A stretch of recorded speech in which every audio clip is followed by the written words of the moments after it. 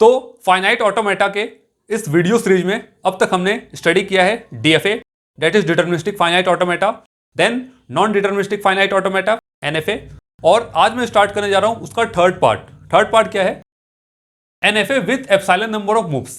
Means non deterministic finite automata के साथ अगर एप्सिलॉन का मूवमेंट कहीं हो रहा है तो हम उसको बोलेंगे एप्सिलॉन एनएफए या फिर NFA with epsilon moves. Okay, तो देखते हैं इसकी डेफिनेशन क्या है।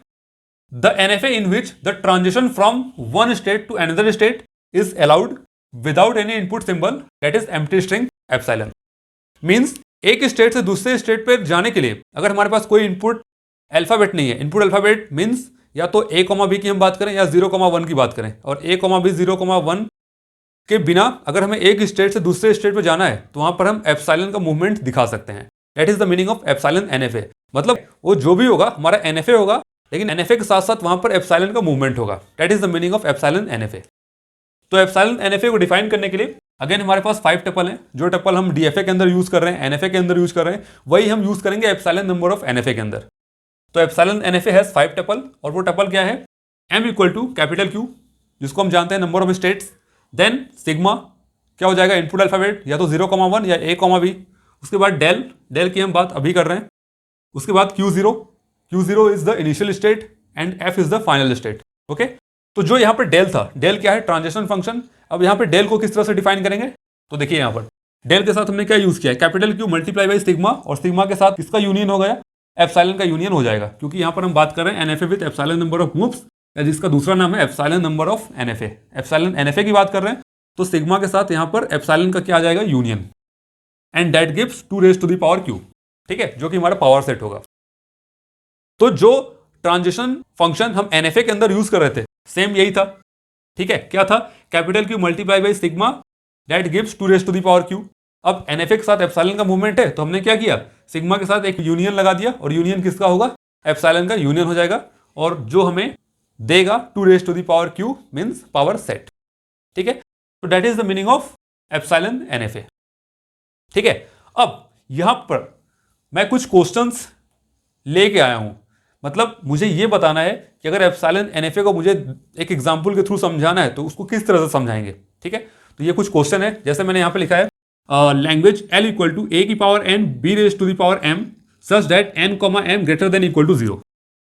अब मुझे इसके करस्पॉन्डिंग एप्सिलॉन एनएफए को ड्रॉ करना है, तो कैसे ड्रॉ करेंगे, चलिए देखते हैं।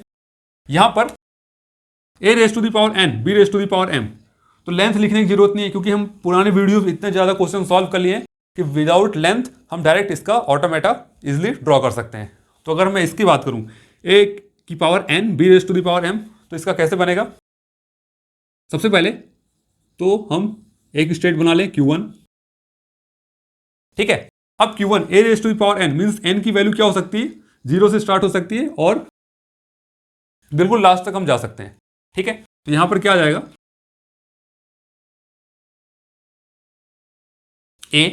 a का मैंने सेल्फ रूप लगा दिया क्योंकि स्टार्टिंग है। मैं n की वैल्यू 0 के लिए भी चेक कर लूंगा। अब यहां पर क्या है, b raise to the power m, तो b पर तो हमारी मशीन क्या हो जाएगी, एक्सेप्ट हो जाएगी। ठीक है, इसका नाम देता हूं Q2, कहीं ना कहीं यहां पर b एक्सेप्ट होगा, तो b के लिए मैं यहां पर b का सेल्फ लूप लगा दिया। अब a का सेल्फ लूप यहां पर है, b का सेल्फ लूप यहां पर है, मुझे इस स्टेट से इस स्टेट पे जाना है, क्योंकि हमारी जो स्ट्रिंग है वो एक्सेप्ट कहीं ना कहीं इस स्टेट पे जाके होगी। तो उसके लिए हम क्या करेंगे, भाई आप सिंपल यहां पे कनेक्ट कर दीजिए, और यहां पे मैंने लगा दिया एप्सिलॉन, बस बन गया हमारा एप्सिलॉन नंबर ऑफ एनएफए। ठीक है, क्योंकि अगर डायरेक्ट कनेक्ट की अगर हम बात करें तो यहां पर 0 भी एक्सेप्ट हो रहा है, तो 0 कहीं ना कहीं एप्सिलॉन मूवमेंट यहां पे आ गया, और सिंगल a पे तो एंड होगा नहीं, b पर ही एंड होगा कहीं ना कहीं, और b के बाद हमारे पास कोई नंबर ऑफ स्ट्रिंग्स नहीं आ रही, क्योंकि एक तरह से ये एनएफए है। डीएफए की तो हम बात नहीं कर रहे हैं कि डीएफए के लिए हम डेड स्टेट ड्रॉ करें, कहीं ना कहीं ये एनएफए है, और एनएफए के साथ हमें क्या शो करना था, एप्सिलॉन। तो एप्सिलॉन मैंने यहाँ पर शो कर दिया, और यहाँ पर Q1 के साथ क्या जाएगा, a का सेल्फ लूप, यहाँ पर b का सेल्फ लूप, एंड बीच में इस स्टेट से इस स्टेट में जाने के लिए एक एप्सिलॉन मूवमेंट हमने दिखा दिया। तो ये सिंपल बन गया a raise to the power n b raise to the power m such that n, m greater than equal to 0 के लिए। ठीक है, सेकंड क्वेश्चन क्या कह रहा है, language L equal to a की power n union b raise to the power n। ठीक है, यहां पर a की पावर n भी है, यूनियन लगा है b raise to the power n, और कंडीशन क्या है, n is greater than equal to 0। अब भाई इसके लिए क्या होगा, इसके लिए भी हम ड्रॉ कर लेते हैं।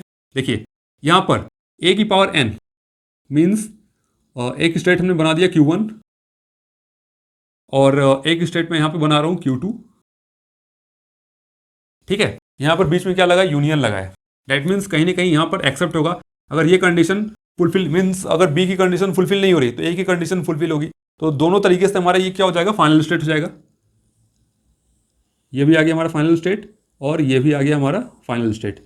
यहाँ पर आ जाएगा ए का सेल्फ लूप और यहाँ पर आ जाएगा बी नंबर ऑफ मतलब बी का सेल्फ लूप। ठीक है, अब इसको हमें कनेक्ट किससे करना है, कनेक्ट कर देंगे इनिशियल स्टेट से। इनिशियल स्टेट क्या हो जाएगा, Q0। ठीक है, लेकिन कनेक्ट कैसे करेंगे हम, सवाल ये उठता है कनेक्ट किससे करेंगे। तो कनेक्ट हो जाएगा यहाँ पर एप्सिलॉन इससे और एप्सिलॉन इससे। ठीक है, मींस अगर यहाँ पर जो n है b raise to the power n, अगर इसकी वैल्यू अगर 0 हो रही है तो कहीं ना कहीं ये एक्सेप्ट होगा ना। और अगर इसकी वैल्यू 0 हो रही है तो ये b वाला एक्सेप्ट हो जाएगा। तो इसलिए यहाँ पर a raise to the power n union b raise to the power m, जो यूनियन बीच में लगा था उसके लिए कहीं ना कहीं जो हमारा NFA बनेगा वो कुछ ऐसा बनेगा। और एप्सिलॉन से मैं इसको शो करना था तो मैं इस यहाँ पर एप्सिलॉन का मूवमेंट दिखा दिया। ठीक है, तो ये एग्जाम्पल था L equal to a raise to the power n union b raise to the power n such that n is greater than equal to 0 के लिए। अब हम बात करें थर्ड वाले के लिए। थर्ड क्या कह रहा है, language L equal to a की power n b union b raise to the power n a। इसका किस तरह से बनाएंगे, चलिए इसको भी हम बना लेते हैं। तो यहाँ पर अगर मुझे a raise to the power n, तो यहाँ पर एक स्टेट आ जाएगा Q1 और यहाँ पर a का सेल्फ लूप आ गया। ये एक्सेप्ट कहाँ पर होगा, दूसरे स्टेट पर, मीन्स यहाँ पर मैं इसका नाम देता हूँ Q2। तो यहाँ पर b से कनेक्ट हो गया और ये हो जाएगा हमारा फाइनल स्टेट। ठीक है, ये हमारा कनेक्ट हो गया b से। देन अगर हम b raise to the power n की बात करें तो यहाँ पर एक नई स्टेट और आ जाएगी, इसको मैं नाम दे रहा हूँ Q3 और यहाँ पर b का सेल्फ लूप और a से ये क्या हो जाएगा, कनेक्ट हो जाएगा। ठीक है, अब देखिए b raise to the power n then a यहाँ पे हमारी स्ट्रिंग एक्सेप्ट हो रही है। अब इन दोनों को हमें कनेक्ट करना होगा इनिशियल स्टेट से। तो इनिशियल स्टेट में बना लेता हूँ इस तरफ, here Q0 is my initial state और इसको मैं कनेक्ट कर दूँ इस तरफ, ये हो जाएगा हमारा एप्सिलॉन से कनेक्ट और ये भी हो जाएगा हमारा एप्सिलॉन से कनेक्ट।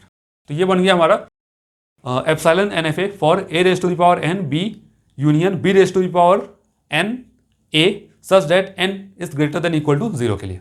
ओके, चलिए मैं कुछ और एग्जांपल लेता हूँ। Suppose question 1, question 2, question 3। अब मैं क्वेश्चन 4 यहाँ पे ले रहा हूँ। मैं यहाँ पे लिखता हूँ suppose language L equal to a b whole की पावर n।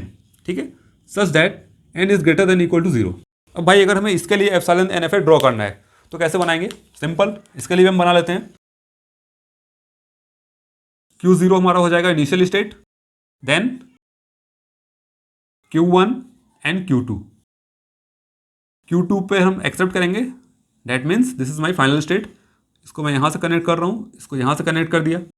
स्टार्टिंग में क्या आ जाएगा, A आ जाएगा, देन यहाँ पे B आ गया। ठीक है, अब यहाँ पर जो n है, पावर में जो n है, n की वैल्यू अगर मैं 0 पुट कर दूँ तो क्या आ जाएगा, एप्सिलॉन। दैट मीन्स इसको हम डायरेक्ट यहाँ से कनेक्ट कर सकते हैं और इसको मैं यहाँ पर दे दिया एप्सिलॉन। हो सकता है, बिल्कुल पॉसिबल है, क्योंकि भाई अगर 0 आ रहा है, 0 मीन्स एप्सिलॉन यहाँ पे कनेक्ट हो जाएगा। तो एप्सिलॉन को मैंने डायरेक्ट यहाँ पे कनेक्ट कर दिया। अब क्या हो सकता है, देखिए ए बी का होल पावर क्या था, n था। ठीक है, अब अगर n की वैल्यू हमारे पास 1 है, 2 है, तो क्या आ जाएगा, a b. First a b तो यहाँ पे कनेक्ट हो गया। अगर सेकंड ए बी फिर से अगर आना चाहे, n की वैल्यू अगर 2 ले लें तो क्या आएगा, a b. That means a b तो मिल गया। दूसरा ए बी के लिए क्या होगा, वापस फिर से हम एप्सिलॉन का मूवमेंट इस तरफ दिखा देंगे। ठीक है, तो ए बी इस तरह से ये सीरीज क्या हो जाएगी, चलती जाएगी। तो इस तरह से हम एप्सिलॉन NFA को यहाँ पर दिखा सकते हैं।